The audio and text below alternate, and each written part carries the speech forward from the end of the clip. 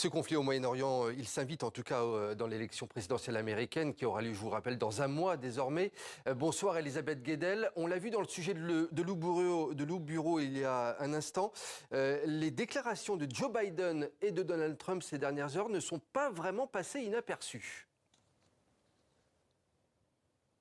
Oui, alors que les dirigeants américains sont plutôt très prudents quand il s'agit de parler du Moyen-Orient en ce moment, tant la situation est explosive, eh bien, l'actuel et l'ancien président des États-Unis ont fait des déclarations musclées au sujet donc de cette réponse israélienne qu'on attend tous dans le monde entier, réponse israélienne aux frappes iraniennes de mardi dernier. Eh bien, Joe Biden a appelé le gouvernement de Benyamin Netanyahou à ne pas viser les sites pétroliers en Iran. Le président américain qui tente d'éviter un embrasement et estime que toucher au pétrole iranien pourrait avoir des répercussions énormes sur le monde entier.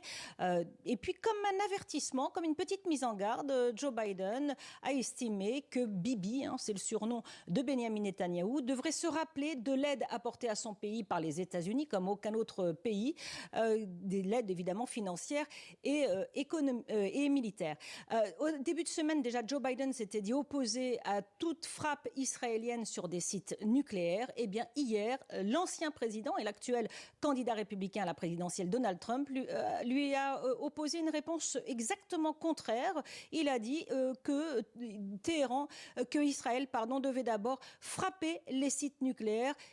Et pour le reste, on verra plus tard. Évidemment, des déclarations qui ont fait sursauter ici aux États-Unis. Les experts en géopolitique estiment que ça ne fait rien d'apaiser, ça n'apaise en rien la situation actuelle, ce genre de déclaration.